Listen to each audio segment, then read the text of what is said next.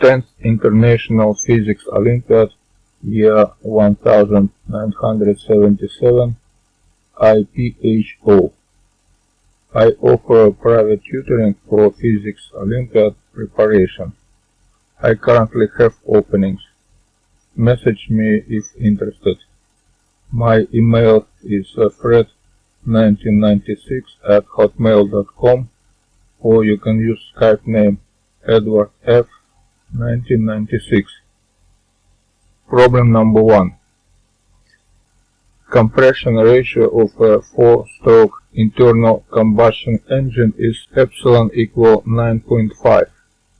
The engine draws in air and gaseous fuel at a temperature 27 degrees Celsius at a pressure 1 atmosphere equal 100 kilopascal. Compression follows an adiabatic process from point 1 to point 2. See figure 1. The pressure in the cylinder is doubled during the mixture ignition process 2 to 3.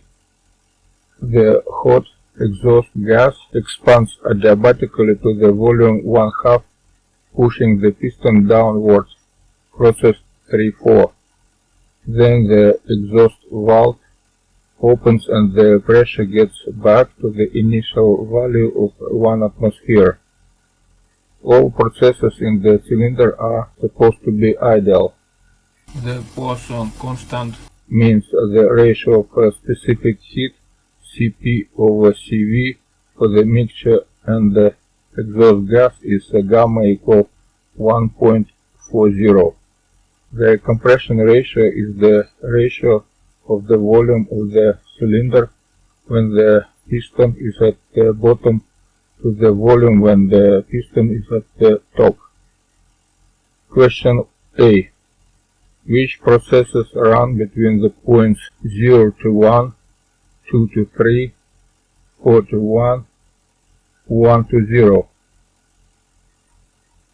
Question B. Determine the pressure and the temperature in the states 1, 2, 3, and 4. Question C. Find the thermal efficiency of the cycle. Question D. Discuss obtained results. Are they realistic?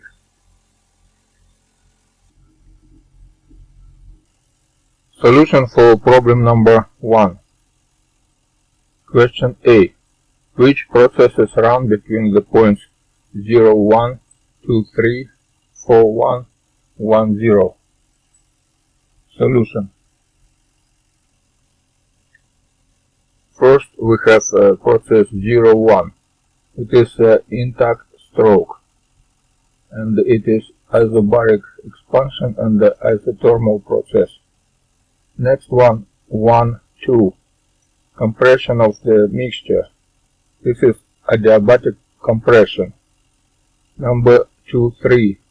Mixture ignition. This is isochoric process. Next one, 3, 4. Expansion of the exhaust gas. This is adiabatic expansion. Next one is 4, 1. Exhaust. This is isochoric process. And last one is 1, 0. Exhaust adiabatic process. This is adiabatic compression. So that was a solution for the question A. Question B. Determine the pressure and the temperature in the states 1, 2, 3, and 4. Solution. Let us denote the initial volume of the cylinder before induction at the point 0 by V1 and after induction at the point 1 by V2, and the temperatures at the particular points by T0, T1, T2, T3, and T4, and the pressures are P0 equal P1, P2, P3, and P4. The equations for particular processes are as follows. Process 01.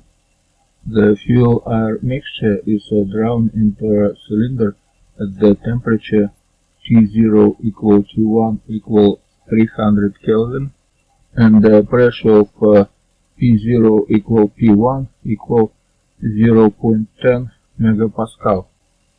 For the process 1-2, since the compression is very fast, one can suppose the process to be adiabatic.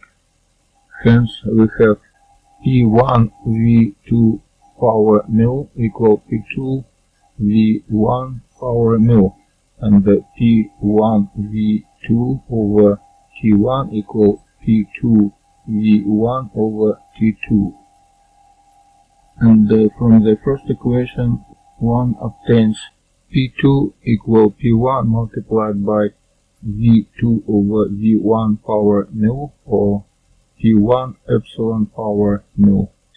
After that, by dividing this equation by this equation, we arrive after the straightforward calculation at T1 V2 power mil minus 1 equals T2 V1 power mil minus 1, and finally T2 equal T1 V2 over V1 power mil minus 1, or T1 epsilon power mil minus 1. For given values, mil equal 1.4, epsilon equal 9.5, P1 equal 0.10 megapascal, T1 equal 300 Kelvin, we have T2 equal 2.34 megapascal and the T2 equal 738 Kelvin. For process 2-3, because the process is isochoric and the P3 equal to P2, we have next calculations. T3 over T2 equal T3 over T2, so T3 equal T2 multiplied by P3 over P2, or 2 times T2, or 1476 Kelvin, and the P3 equal 4.68 megapascal. For process 3-4, we have the expansion is adiabatic, therefore we have equations similar to equations for process 1-2. So it means that P3 V1 power mil equal P4 V2 power mil, and P3 V1 over T3 equal P4 V2 over T4. From the first we have P4 equal this expression, and which is P3 epsilon power negative mil, and if we remember that P3 equal 2 P2, so it means that finally P4 equal 2 P1. And the same thing for temperature. First we have to divide this equation by this equation and get this expression.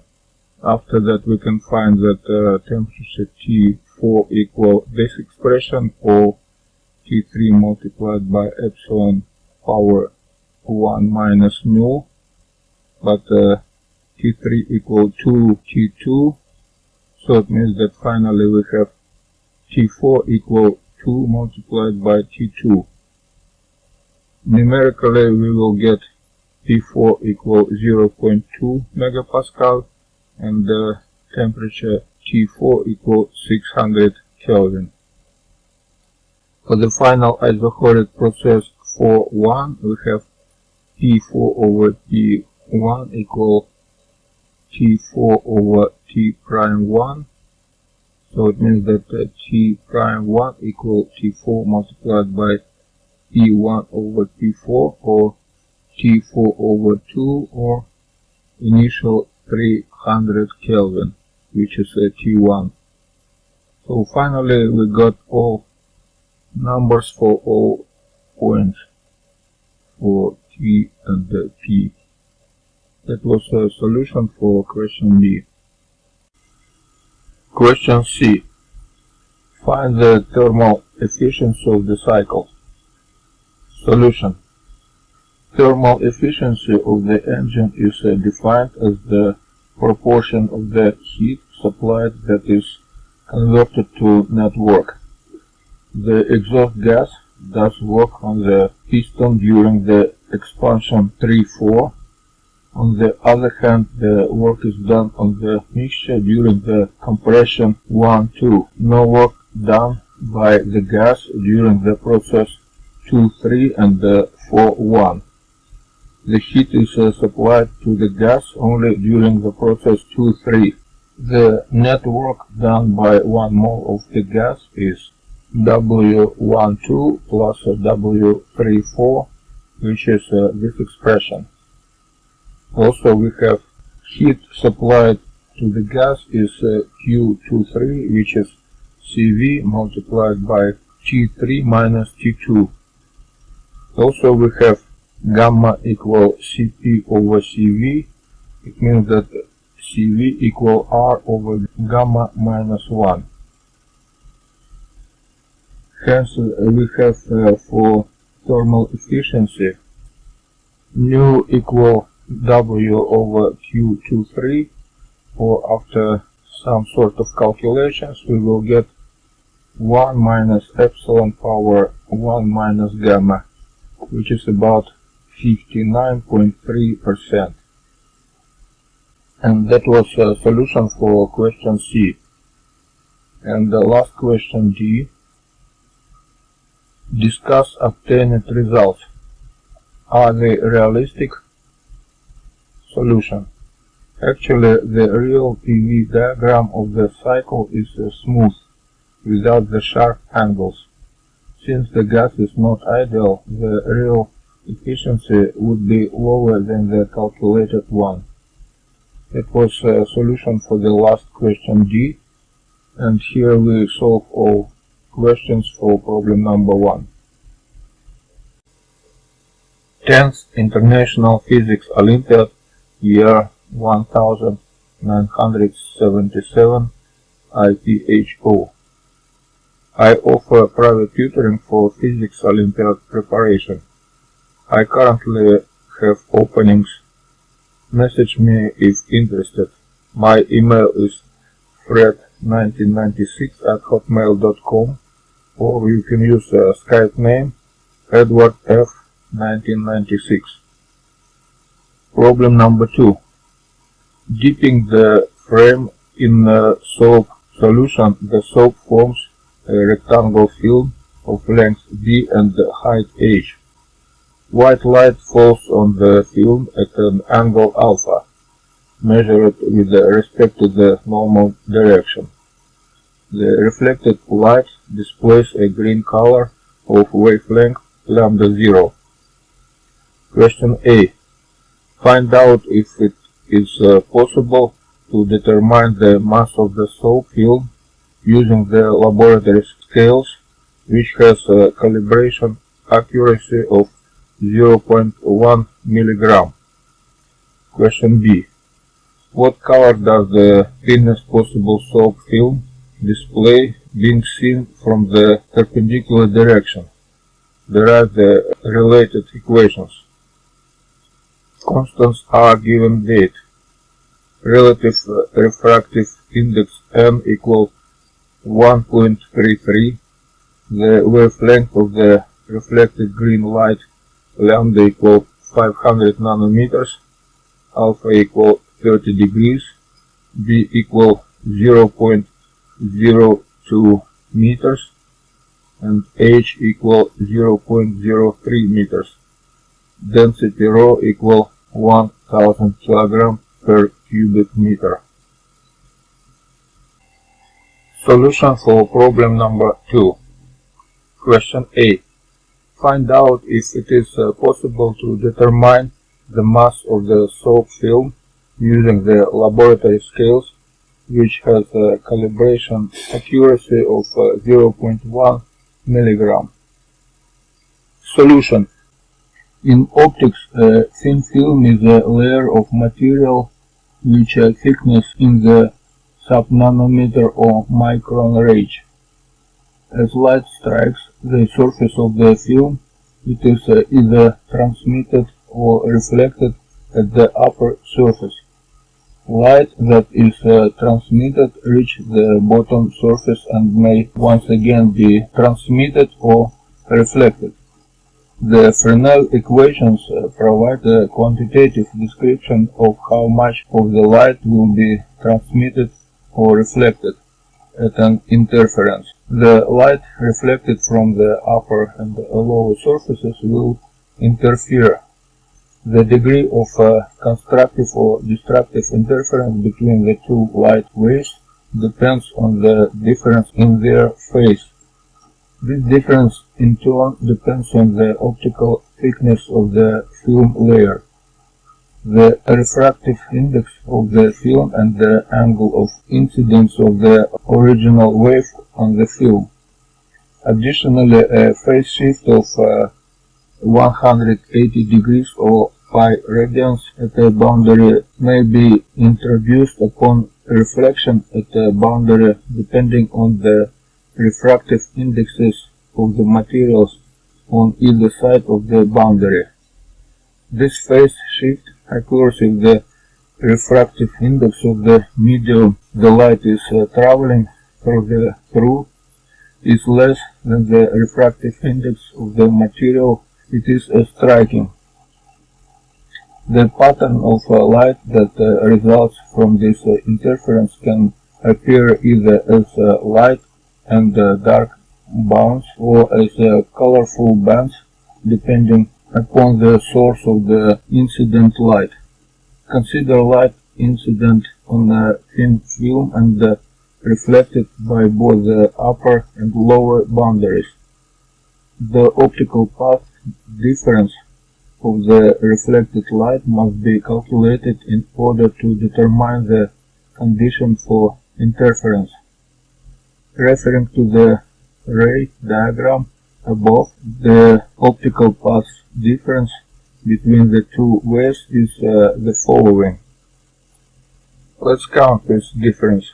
This delta equal N2 multiplied by OC plus CB minus N1 multiplied by AB.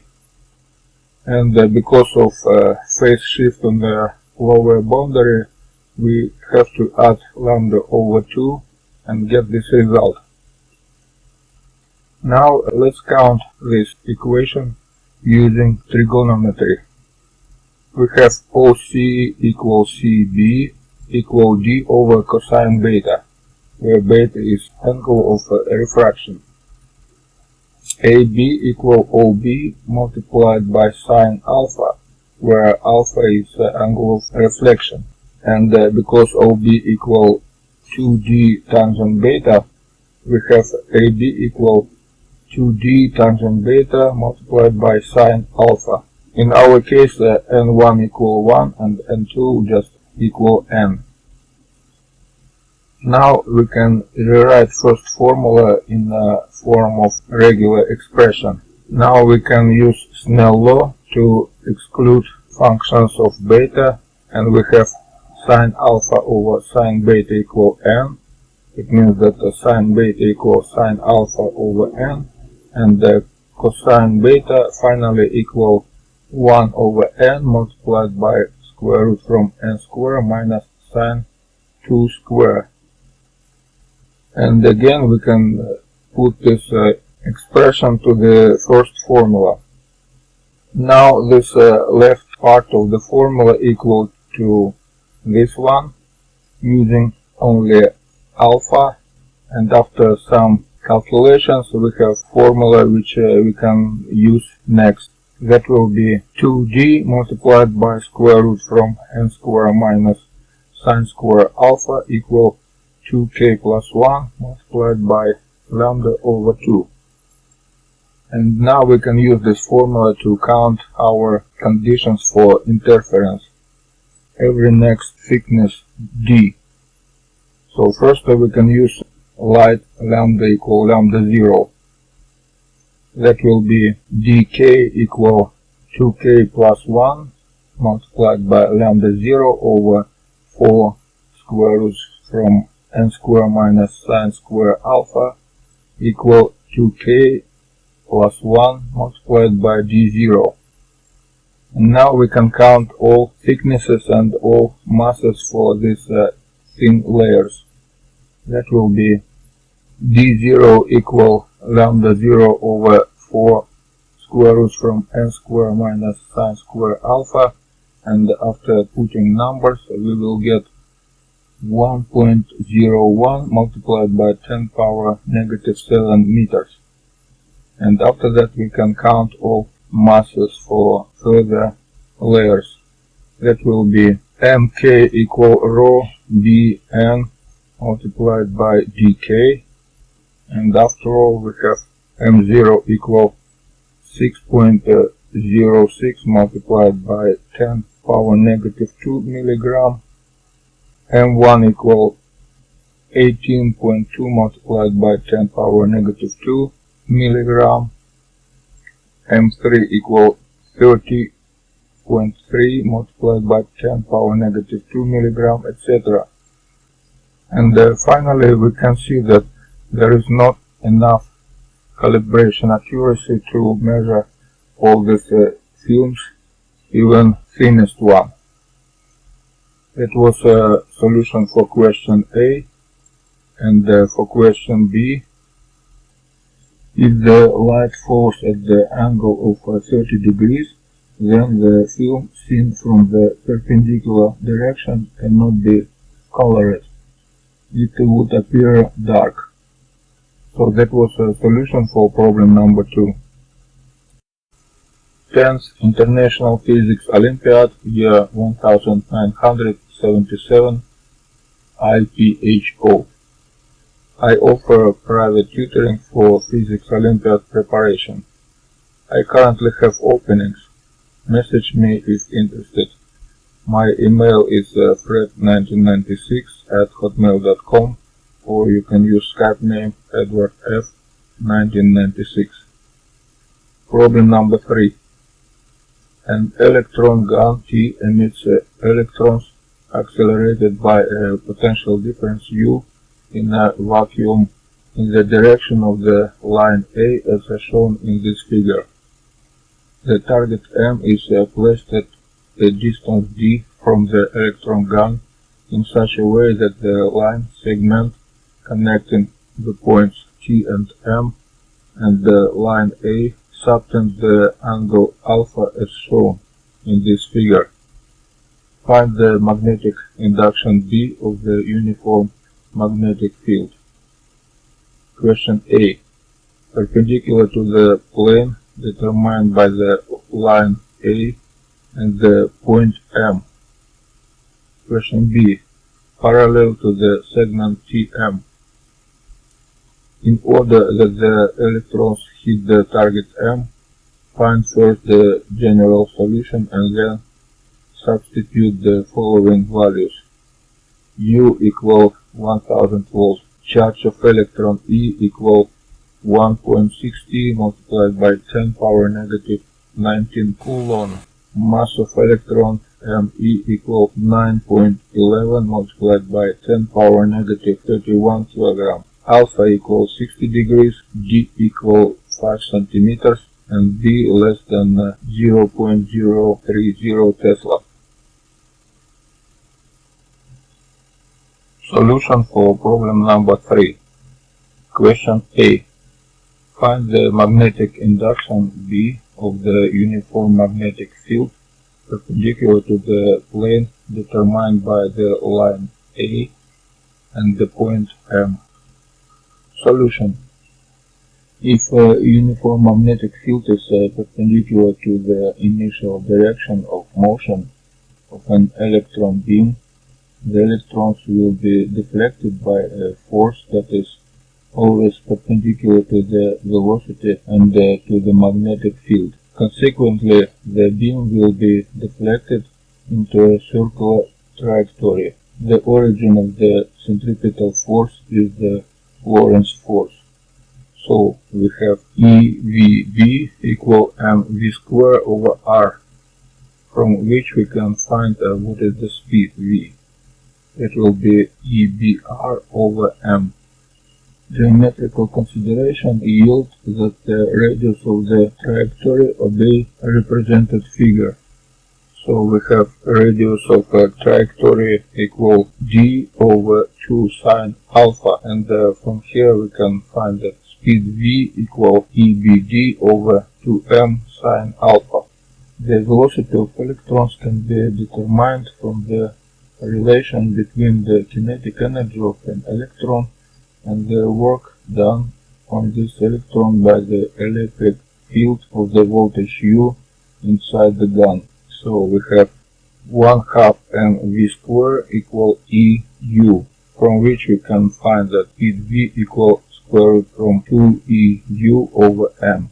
Now we can equalize velocities v from 2 and 3 and find that expression from formula 2 equal to expression from formula 3 for velocities v, like this one, and from which we can find that electromagnetic induction v equal 2 multiplied by square root from 2mu over e multiplying by sine alpha over d. And finally we can put instead of these parameters real numbers. So we have magnetic induction equal this expression, which is 0.0037 Tesla, and this number is less than 0.03 Tesla. So this is a correct answer for question A. Question B. Find the magnetic induction B of the uniform magnetic field parallel to the segment TM. Solution.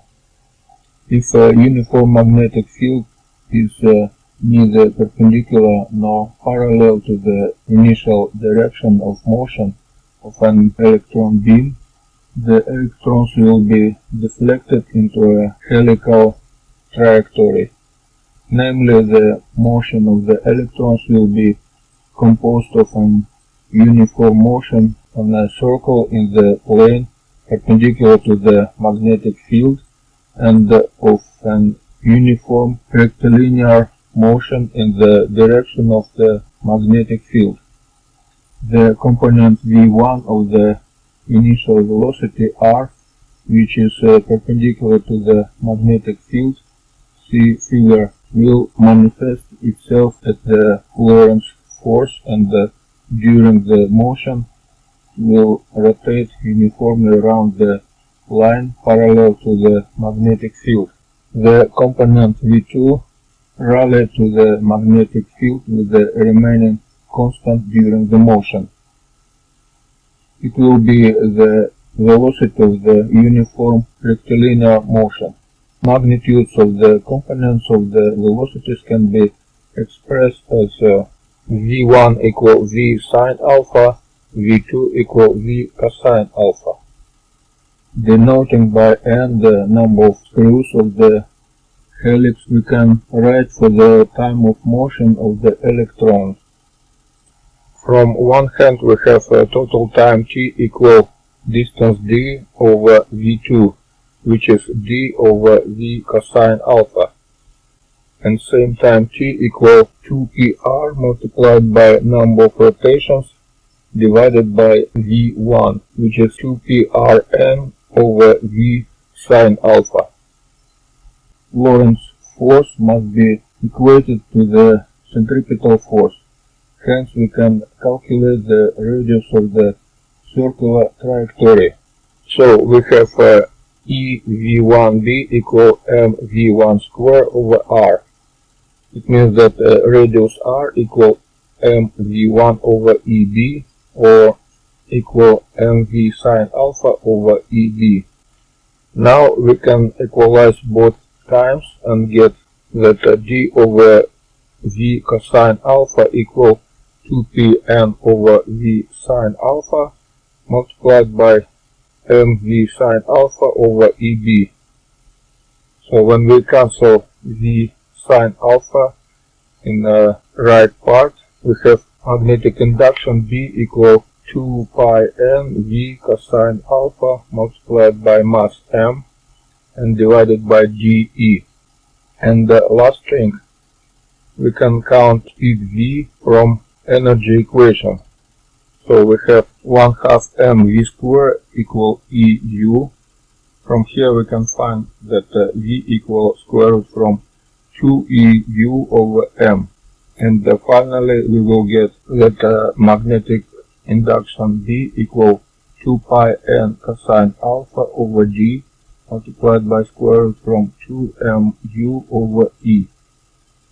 When we put numbers, we will get that B must be equal n multiplied by 6.7 multiplied by 10 power negative 3 Tesla, which must be less than 0.03 Tesla. So we can just count that the number of possible rotations is 4. And for each number we have different magnetic induction. So for n equal 1 we have B1 equal 6.7 multiplied by 10 power negative 3 Tesla, etc. till 28.8 multiplied by 10 power negative 3 Tesla. That was solution for question B.